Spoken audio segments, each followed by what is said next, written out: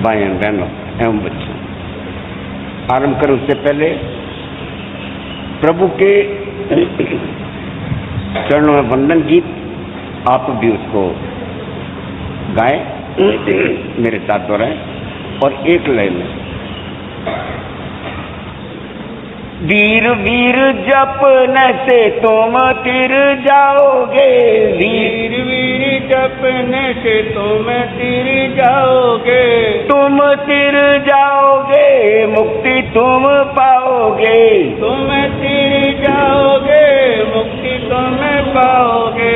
वीर वीर जपने से तुम तिर जाओगे, वीर वीर जपने से तुम तिर जाओगे, तुम तिर जाओगे मुक्ति तुम पाओगे, तुम तिर जाओगे मुक्ति तुम पाओगे। वीर प्रभु का नाम निराला, वीर प्रभु का नाम निराला है बड़ा ही जग तारण हारा, है बड़ा ही जग तारनहारा।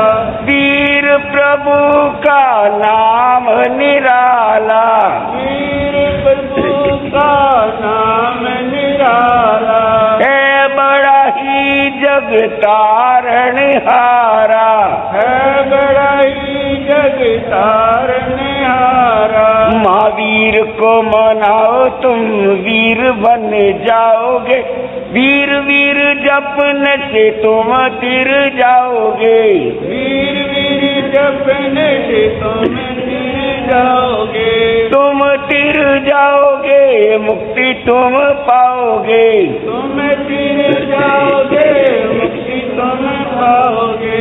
पांच महाव्रत ये है धारी, पांच महाव्रत ये है धारे, समता की ये मूरत प्यारी, समता की ये मूरत प्यारे। पांच महाव्रत ये है धारी, पांच महाव्रत ये है धारे, समता की ये मूरत प्यारी, समता की ये मूरत प्यारे। शरणों में आ जाओ तुम सिंह बन जाओगे, वीर वीर जपने से तुम तिर जाओगे, वीर वीर जपने से तुम तिर जाओगे, तुम तिर जाओगे मुक्ति तुम पाओगे, तुम तिर जाओगे मुक्ति तुम पाओगे।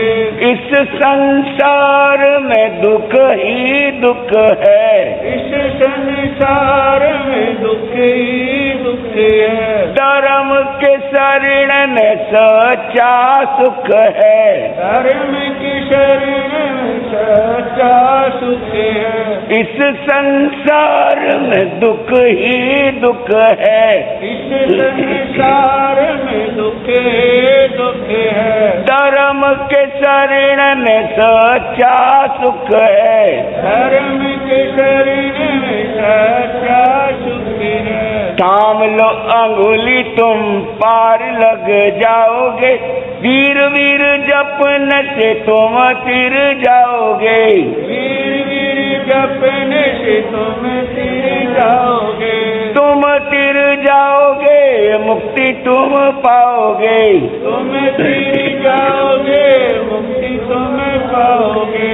सती चंदना आहर बहराया, सती चंदना हार कराया, कर्मों का सबको दोष कपाया, कर्मों का सब दोष कपाया।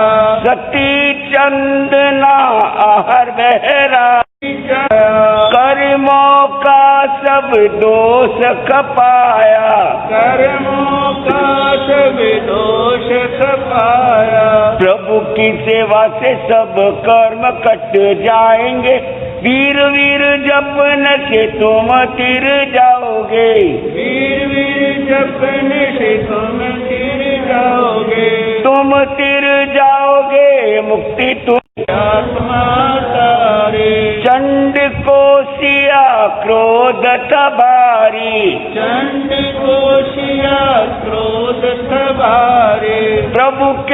वचन से आत्मा तारी, प्रभु के वचन से आत्मा तारी, संतों की वाणी से भव पार हो जाओगे, वीर वीर जपने से तुम तिर जाओगे, वीर वीर जपने से तुम तिर जाओगे, तुम तिर जाओगे मुक्ति तुम पाओगे, तुम तिर जाओगे मुक्ति तुम पाओगे।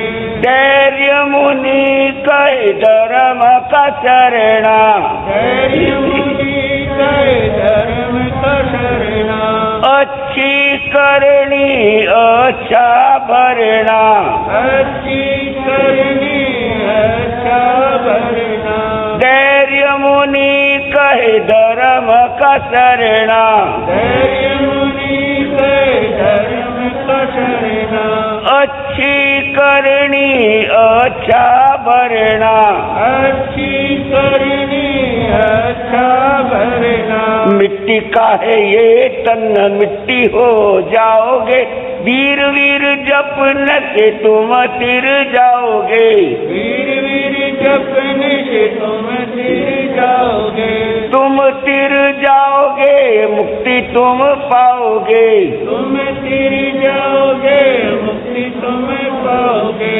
मुक्ति तुम पाओगे तुम तिर जाओगे, मुक्ति तुम पाओगे तुम तिर जाओगे, वीर वीर जपन से तुम तिर जाओगे, वीर वीर जपने से तुम तिर जाओगे, तुम तिर जाओगे मुक्ति तुम पाओगे, तुम तिर जाओगे मुक्ति तुम पाओगे।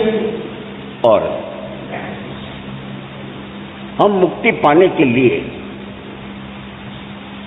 हर व्यक्ति चाहता है कि मैं मुक्त बनूं, स्वतंत्र बनूं, खुला घूमूं, मुझे किसी प्रकार का कोई बंधन न हो। क्योंकि जो व्यक्ति बंधन में रहता है, जो व्यक्ति जकड़ा हुआ रहता है,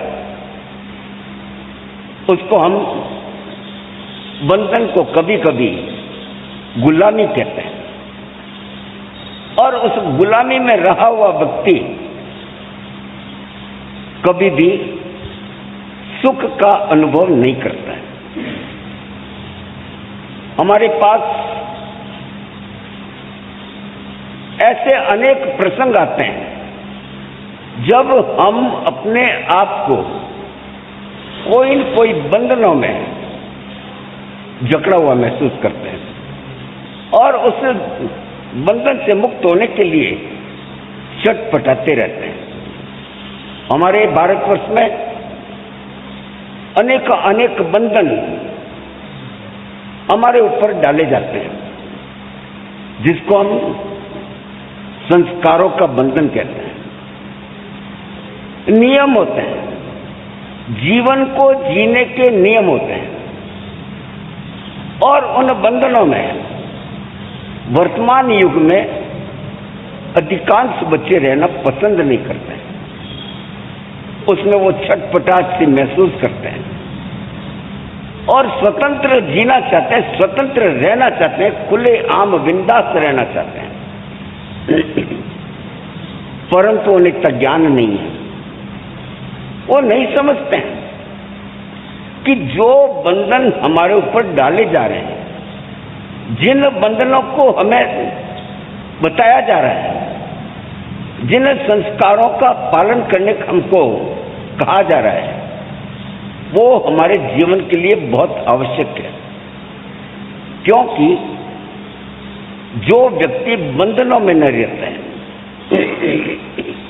छूटा घूमता है, खुला घूमता है, जिनको अंकुश पसंद नहीं है, जिनको बंधन पसंद नहीं है, जिनको नियम पसंद नहीं है, जिनको अनुशासन पसंद नहीं है, ऐसा व्यक्ति बिना घोड़े का लगाम का घोड़ा, बिना लगाम का घोड़ा बन जाता है। और बिना लगाम का घोड़ा आपको नुकसान ही नुकसान पैदा करेगा, विनाश का कारण बन जाता है। इसलिए हमारे जीवन में जहां एक तरफ स्वतंत्रता आवश्यक है, उसकी जगह दूसरी तरफ हमारे जीवन के लिए कुछ बंधन भी आवश्यक है। बंधन हमारे जीवन को श्रेष्ठ बनाता है, जिसको हम अपने संस्कारों का बंधन, नैतिकता का बंधन, अनुशासन का बंधन, परिवार का बंधन, समाज का बंधन, राष्ट्र का बंधन, कई तरह के बंधन, कई तरह के नियम, कई तरह के अनुशासन हमारे जीवन के अंदर आवश्यक अंग है। अभी का उदाहरण हम ले लेते हैं। कोरोना नामक महामारी आज पूरे विश्व को अपने आगोश में लेती जा रही है। हर व्यक्ति को अपने साथ ले जाने का, अर्थात मौत का खुला तांडव मचा रही है। ऐसे समय में हमारी सरकारें, सभी राष्ट्र की सरकारें, हमारी सामाजिक संगठन, हमारे कानून के निर्माता, हमारे सामाजिक बंधनों के संगठन, हमारे डॉक्टर और सारे के सारे कुछ नियमों को पालन करने का कहते हैं, अर्थात कुछ नियमों को, कुछ बंधन को पालन करने का कहते हैं। अगर आप उन बंधनों का पालन नहीं करते हैं तो ये कोरोना नामक महामारी, जो हर व्यक्ति को मौत के मुंह में ले जाने के लिए बड़ी तत्पर है, आप तक कभी भी पहुंच सकती है। परंतु हम उन बंधनों को मान लें, उन नियमों को अपना लें जो कि कोरोना नामक इस महामारी से बचने के लिए आवश्यक है, तो निश्चित रूप से हमारा जीवन सुरक्षित रह सकता है।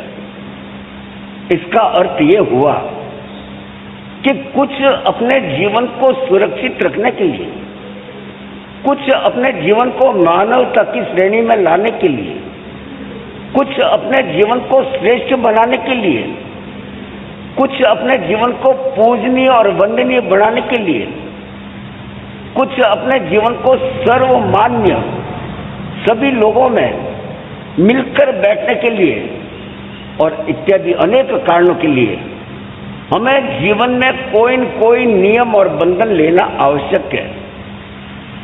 उन बंधन को हम अभिशाप न समझें, हमारा दुश्मन न समझें, अपितु जो इन बंधनों को, नियम को धारण करता है, ऐसा व्यक्ति अपने जीवन में ऊंचाइयों को प्राप्त करता है, समाज में अपनी प्रतिष्ठा बनाता है, अपने लक्ष्य को प्राप्त करता है, अपने जीवन को सफल बनाता है।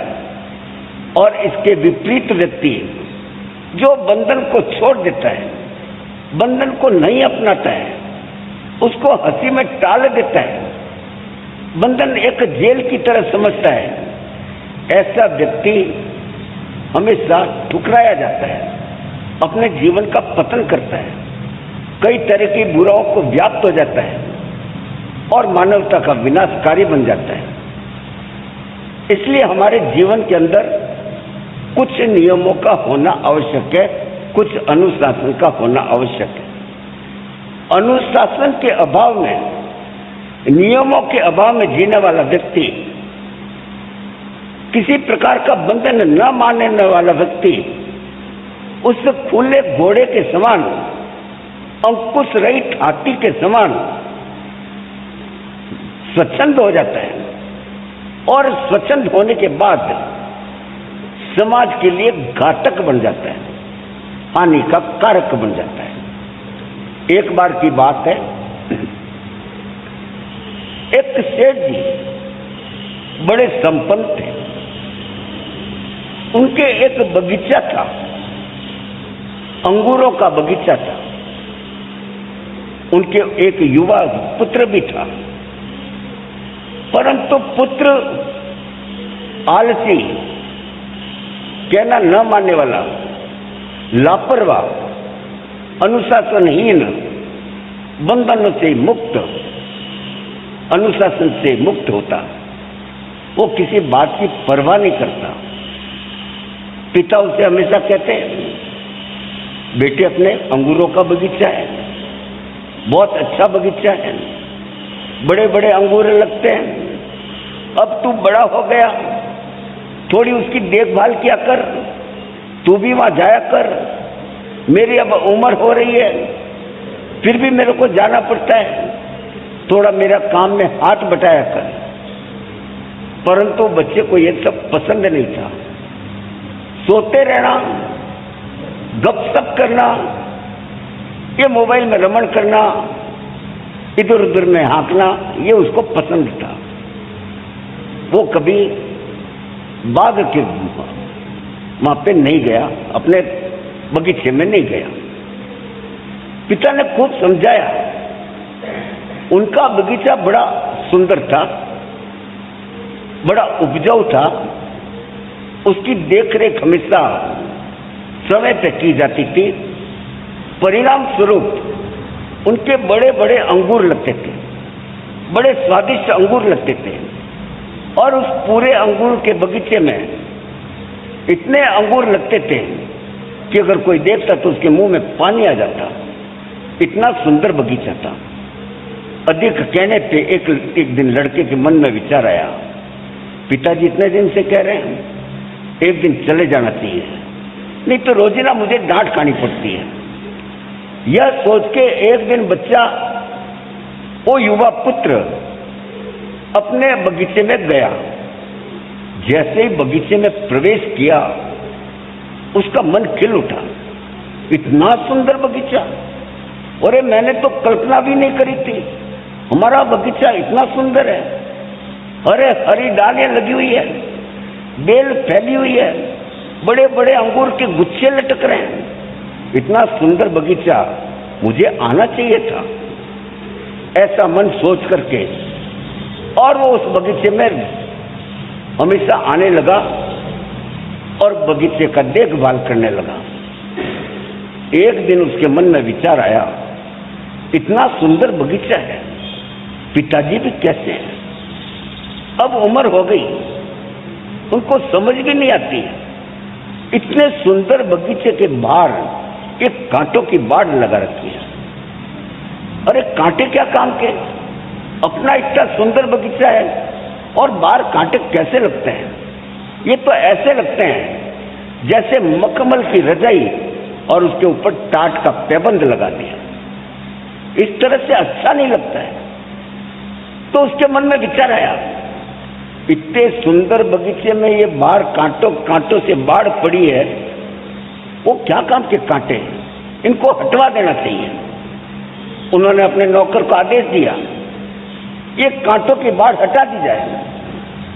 नौकर ने उनको बहुत समझाया, मालिक ऐसा न करें, ये कांटे तो सुरक्षा के लिए, परंतु उस युवा पुत्र को समझ में नहीं आया।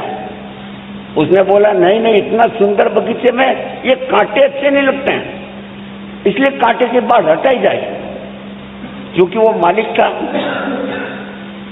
उनके जो नौकर थे उनको उनका कहना आदेश मानना पड़ा और सारे कांटों की बाढ़ को हटा दिया गया। अब लड़का बड़ा खुश हुआ, कितना सुंदर बगीचा, ये कांटे कैसे गंदे लगते थे, अच्छा हुआ मैंने सब हटवा दिया। रात को अपने घर चले गए। जब सुबह युवा पुत्र पुनः अपने खेत में आया तो देखा सारा की सारा बगीचा तहस नहस हो गया। सारे पशु उसको रौंद गए, खा गए और बगीचा पूरा खत्म कर दिया। उसको आश्चर्य हुआ, ये क्या हो गया? जितने में उसके पिताजी आ गए। पिताजी ने देखा पूरा बगीचा नष्ट हो गया, सबको रौंदा गया, सब पशु खा गए और पूरा उजाड़ हो गया। उसने अपने पुत्र से पूछा, बेटे ये क्या हो गया, ये क्या किया तूने? तो बोला, पिताजी मैंने तो कुछ नहीं किया, मैं तो बाहर कांटों की बाढ़ थी, उसको मैंने हटवा दी, क्योंकि इतने सुंदर बगीचे के अंदर एक कांटों की बाढ़ शोभा नहीं देती थी, अच्छे नहीं लगते थे। पिता अपने सिर पे हाथ मारा और अपने पुत्र की बेवकूफी पे मन ही मन रोने लगा कि कैसा मेरा पुत्र। परंतु उसने प्यार से कहा, बेटे ये क्या क्या सुने, और एक कांटों की बाढ़ इसकी सुरक्षा थी, कांटों की बाढ़ इसका अनुशासन था, और ये सारे के सारे कांटों की बाढ़ के अंदर सुरक्षित थे। कांटों की बाढ़ इसका नियम के अंदर थे, अपनी परिधि के अंदर, अपने क्षेत्र के अंदर, अपनी सीमा के अंदर थे, और अब सीमा तोड़ दी। जब सीमा टूट जाती है तो विनाश का कारण बन जाता है। इसी तरह से हमारे जीवन में जब अनुशासन टूट जाता है, हम अपनी सीमाएं को लांघ देते हैं, तो हम सब हमारे लिए, हमारे परिवार के लिए, हमारे समाज के लिए, हमारे राष्ट्र के लिए और हमारे धर्म के लिए विनाश का कारण बन जाते हैं। इसलिए बहुत आवश्यक है कि हमारे जीवन में कुछ न कुछ नियम और अनुशासन होने चाहिए, क्योंकि अनुशासनहीन जीवन पशुओं से भी, हिंसक जानवरों से भी, राक्षसों से भी बदतर होता है। इसलिए बहुत आवश्यक है कि हम कुछ न कुछ नियम लें, हम अपने जीवन को संशोधित करें, संकलित करें, नियमों की परिधि में उसको बांधें, और नियम लेने वाला व्यक्ति हमेशा विजयश्री पाता है, अपने लक्ष्य को प्राप्त करता है। और जो विनय नहीं लेता है, ऐसा व्यक्ति स्वयं अपने घमंड और अहंकार में चूर चूर होकर के विनाश का कारण बन जाता है। हमारे हर धर्म के अंदर ये धर्म क्या है? धर्म एक अनुशासन है, धर्म एक नियम है, एक नियमावली है जो हमारे जीवन को सुरक्षित बनाता है, हमारे जीवन को संतुलित बनाता है, हमारे जीवन को संस्कारों में रहने का ज्ञान देता है। क्योंकि बिना धर्म के मानवता नहीं पलती। जिस व्यक्ति में धर्म का गुण नहीं है, जो व्यक्ति धर्म को नहीं समझता है, उसका जीवन संस्कार विहीन हो जाता है, अर्थात वो किसी प्रकार के नियमों में बंधना उचित नहीं समझता है। और जो व्यक्ति नियमों में बंधना उचित नहीं समझता है, ऐसा व्यक्ति चाहे कितने भी प्रतिष्ठित पद पे हो जाए, कितना भी पढ़ा लिखा विद्वान बन जाए, कितना भी धन से भरपूर हो जाए, सारी संपत्ति का मालिक बन जाए, बड़े बड़े पदों पे प्रतिष्ठित हो जाए, तो भी ऐसा व्यक्ति समाज के लिए दुरुपयोगी, हानिकारक और समाज का विद्वेषी, समाज को धूमिल करने वाला और समाज को उखाड़ने वाला, आतंक फैलाने वाला व्यक्ति बन जाएगा। इसमें व्यक्तित्व का, हमारे अनुशासन का होना बहुत आवश्यक है। पढ़ने से, प्रतिष्ठित बनने से, धनवान बनने से, इसमें अगर उसमें अनुशासन न हो, मर्यादाएं न हो, नियम न हो, तो सारे की सारा बेकार हो जाएगा। आपको एक उदाहरण से फिर ले चलता हूं। गंगा नदी, गंगा नदी का सरयू तट पर गंगा महोत्सव था, और गंगा महोत्सव के लिए उस दिन नगर के, गांव के, आसपास के लोग गंगा स्नान के लिए एकत्रित हुए थे। क्योंकि गंगा नदी हमारे लिए बड़ी पावन और पवित्र, मां और भगवान से भी ज्यादा पूजनीय और वंदनीय है। बच्चे के आरंभ से, जन्म से लेकर के उसके मृत्यु पर्यंत तक गंगा नदी हमारी सुरक्षा करता है। हमारे यहाँ पे गंगा नदी, गंगा माँ, गंगा का जल जगह जगह स्थानों को सिंचित करते हुए धन्य धान्य से परिपूर्ण करता है। हर धार्मिक अनुष्ठान में गंगा का जल पावन माना गया है। गंगा साक्षात रूप से भागीरथ के प्रयत्न से, राजा भागीरथ के प्रयत्न से आकाश में से निकली और इसका प्रवाह इतना तेज था कि पृथ्वी सहन नहीं कर सकती। इसलिए उन्होंने शिव भगवान से अनुरोध किया और गंगा नदी, इसलिए इसको देव नदी कहते हैं, पुण्य नदी कहते हैं, हमारी माँ के समान, माँ के तुल्य है, प्रभु का स्वरूप है। इसलिए गंगा नदी का महत्व है। और ऐसे समय में गंगा महोत्सव पर हर व्यक्ति गंगा नदी के जाकर के उसमें डुबकी लगा करके अपने पापों को समाप्त करने की चेष्टा करता है। गंगा महोत्सव था, लोग आए हुए थे, गांव के आसपास के लोग वहां पे इकट्ठे हुए अच्छे अच्छे वस्त्रों में, और एक मेला सा लगा हुआ था। बच्चे, बूढ़े, पुरुष, स्त्री, बाल, वृद्ध सारे के सारे वहां पे एकत्रित हुए। कोई गंगा नदी में डुबकी लगा के अपने पापों को आहुति दे रहा था, कोई हवन यज्ञ कर करके गंगा नदी में अपने पापों को समर्पित कर रहा था, कोई दीपक पत्तों पे तैरा करके गंगा नदी में अपने पापों की आहुति कर रहा था, कोई गंगा नदी में जल चढ़ा करके अपने पापों की आहुति कर रहा था। कहने का अर्थ है नाना प्रकार से लोग बाग अपने पापों की आहुति दे रहे थे उस देव भूमि में, उस देव नदी में, गंगा नदी में। लोगों के झुंड खड़े थे, बच्चे अपने झुंड में अलग बतिया रहे थे, युवा अपने अलग थे, महिलाएं पुरुष अलग थे, सब अपने अपने झुंडों में मिलकर बातें कर रहे थे, क्योंकि मेला का माहौल था।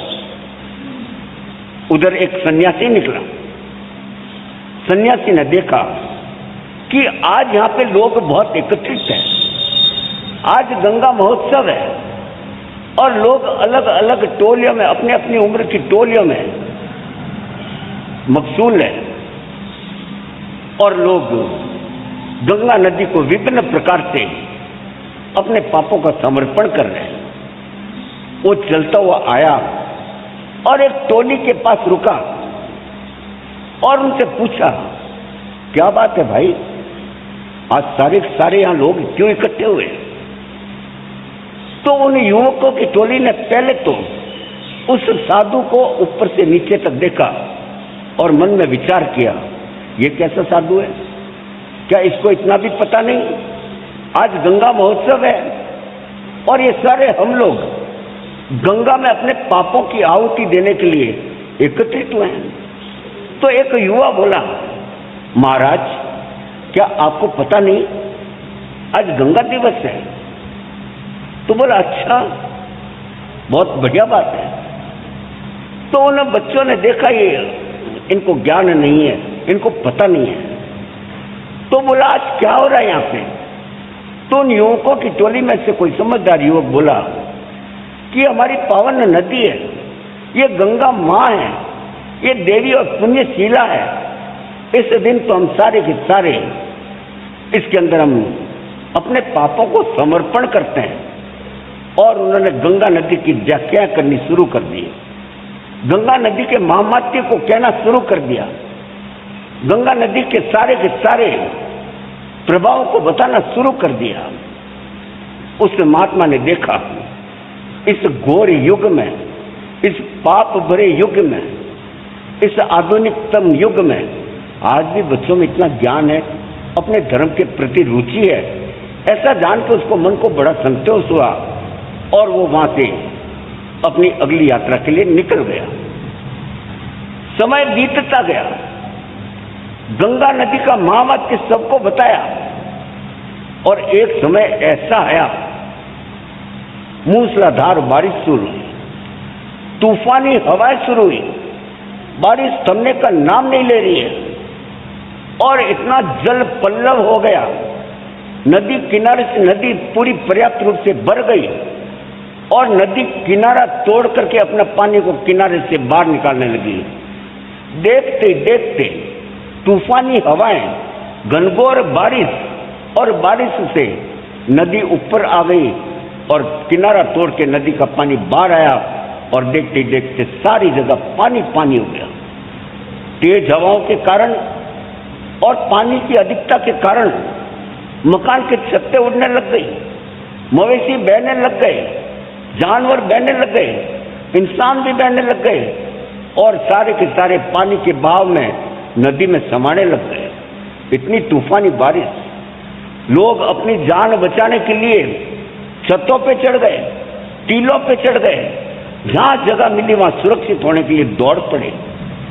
अपनी जान बचानी भी मुश्किल होने लग गई।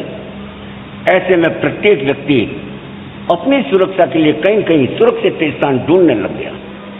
इतने में वो साधु भी, जो महात्मा पहले आए थे, वो भी किसी प्रकार से अपनी जान बचाते हुए और उस नगर में पहुंच गए और घनघोर बारिश के कारण आगे जाना संभव नहीं था, इसलिए उन्होंने सोचा यहां की शरण ले लूं।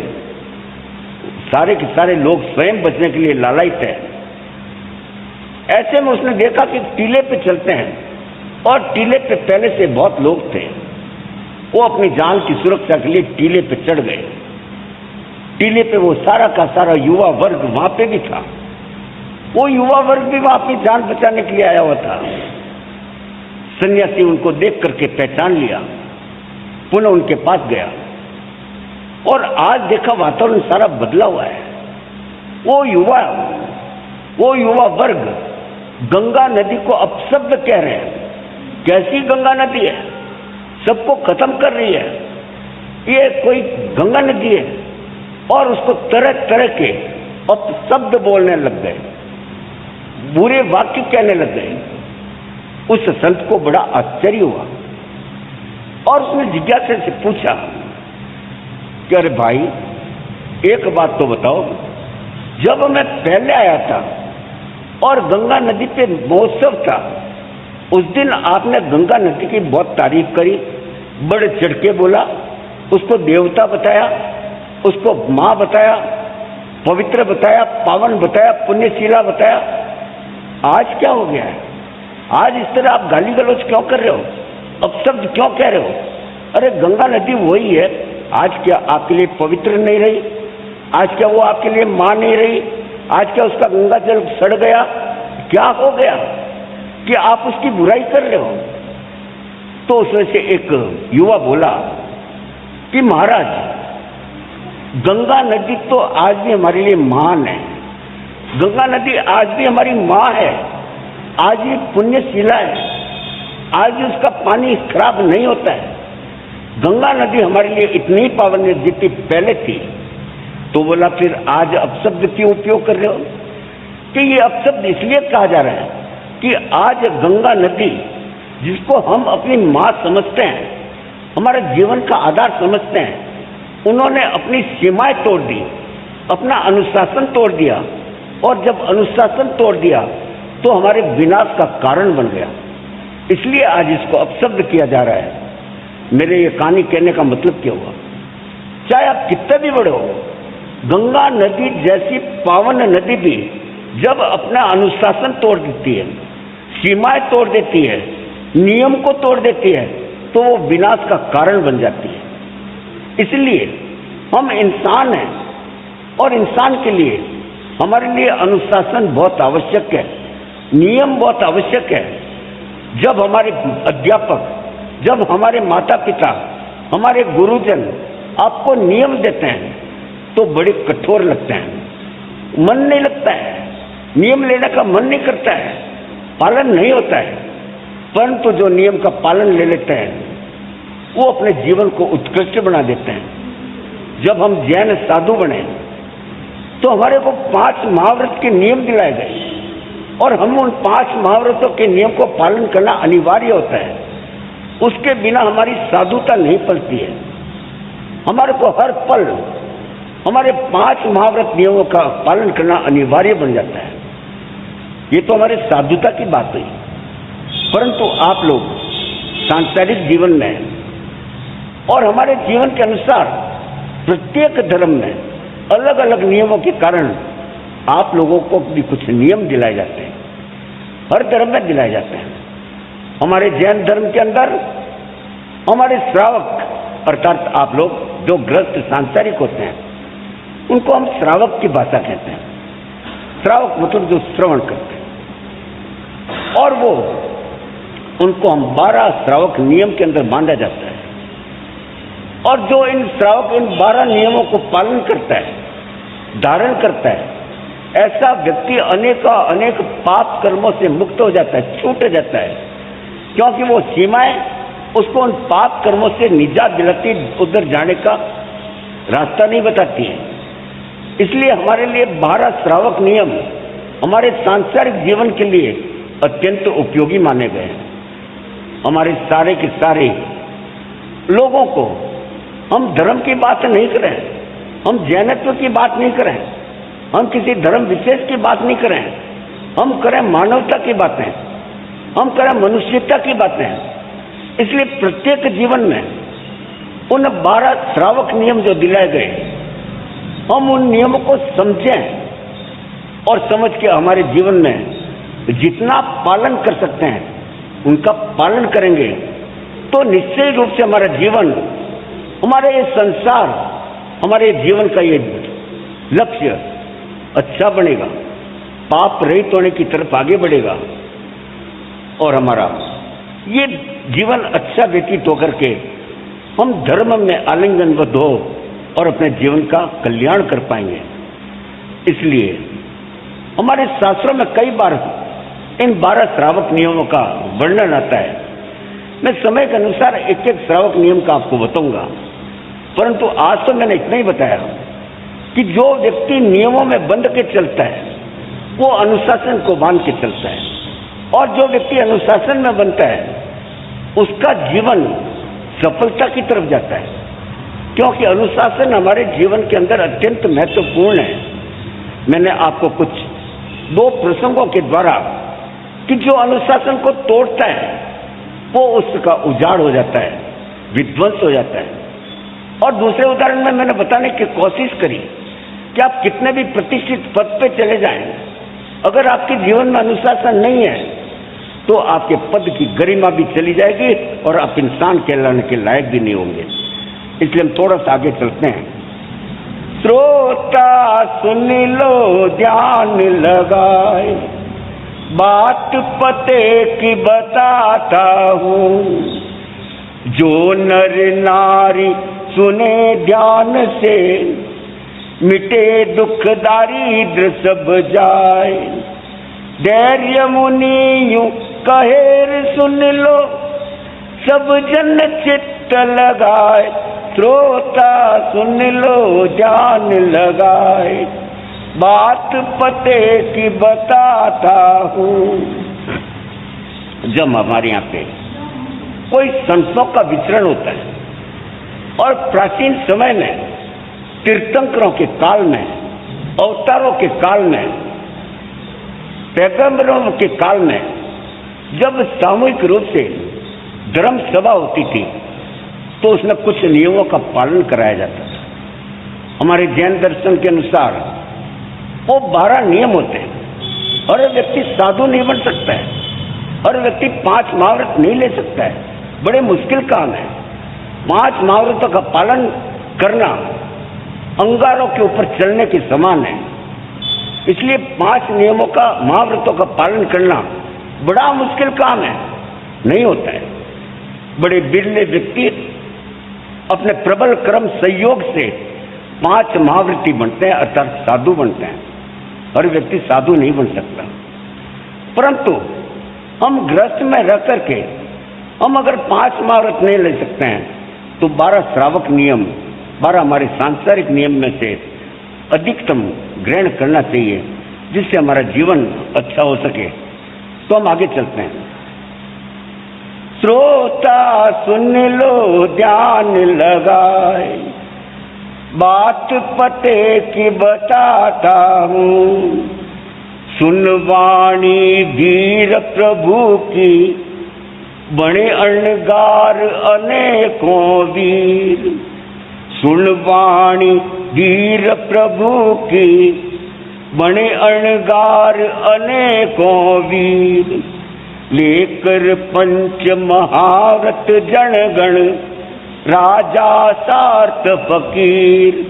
लेकर पंच महाव्रत जनगण, राजा सार्थ फकीर। मन मुंडित तन तुंडित करूं मैं, नहीं समर्थ अभी मैं वीर। मन मुंडित तन तुंडित करूं मैं, नहीं समर्थ अभी मैं वीर। 12 व्रत में धार सकूं मैं, होवे मन ऐसा अधीर। 12 व्रत धार सकूं मैं, होवे मन ऐसा अधीर। कहे धैर्य मुनि सुन लो मेरी, करना जल्द विचार। श्रोता सुन लो ध्यान लगाए, बात पते की बताता हूँ। इसलिए हम एक एक करके उन 12 श्रावक नियमों के ऊपर चलेंगे। एक दिन में हम एक व्रत का पालन देखेंगे, उसका विस्तार से जानेंगे और हम अपने जीवन के अंदर ये देखेंगे कि ये अगर मैं श्रावक नियम लूं, एक नियम लेता हूं तो उचित है या अनुचित है। इससे मेरे को हमारे जीवन में क्या उत्कृष्टता श्रेष्ठता आएगी। अगर आपको ऐसा लगता है कि वास्तव में इसमें मेरे श्रेष्ठता आएगी, अच्छाई आएगी, उचितता आएगी, तो आप एक एक नियम को सुनते जाना और उसमें अधिकांश रूप से जितना पालन हो सके करना। श्रावक नियम में एक छूट होती है, सबकी परिस्थिति अलग अलग होती है। एक व्यक्ति बैलगाड़ी में बैठने की सौगंध लेता है तो एक व्यक्ति हवाई जहाज में बैठने की सौगंध लेता है। अपनी अपनी इच्छा है। उसके बैलगाड़ी का है तो बैलगाड़ी का त्याग करता है, और वो संपन्न है, शहरी है, तो हवाई जहाज का त्याग करता है। अगर बैलगाड़ी वाला बोले तो मैं तो हवाई जहाज में बैठने का त्याग करूंगा, हवाई जहाज में बैठने की शक्ति भी नहीं, क्या त्याग करेगा। इसलिए इसके अंदर अपनी अपनी इच्छा अनुसार हम उन नियमों का पालन ले कर सकते हैं। 5 महाव्रत में तो बिल्कुल महाव्रत कठिन होते हैं और नियमों का पालन करना अनिवार्य होता है, परंतु श्रावक नियम में द्रव्य क्षेत्र काल भाव के अनुसार, अपनी अपनी श्रद्धा के अनुसार और अपने अपने क्षेत्रानुसार, स्वभाव के अनुसार आप लोग नियम ले सकते हैं। परंतु हम चलेंगे एक एक नियम की तरफ। और फिर हमारे पर्युषण पर्व आ रहे हैं। उस पर्युषण पर्व 15 तारीख से आरंभ हो रहे हैं। आज हम थोड़े से नियमों का 15 तारीख तक जो उल्लेख करेंगे उसका उन पर्युषण से बड़ा महत्व है। और पर्युषण के बाद भी कुछ नियमों को चलाएंगे अपन अपने जीवन की कायाकल्प करने के लिए। आप उस नियमों को जरूर सुनना और जितना पालन संभव हो सके पालन करने का प्रयत्न करना। मैंने कहा था अनुशासन हमारे जीवन में होना चाहिए, नियम होना चाहिए और नियमों को आगे ले चलेंगे हम लोग। परंतु आज तो हम इतना ही बताते हैं कि अगर आप कितने भी प्रतिष्ठित बन जाओ, कितने भी बड़े बन जाओ, अगर आप में नियमबद्ध नहीं है, अनुशासन नहीं है, तो बड़प्पन खत्म हो जाएगा। और अगर आप नियम से बंधे हुए हैं तो आप बड़े सुरक्षित हो जाएंगे। आपका जीवन उजाड़ नहीं बनेगा उस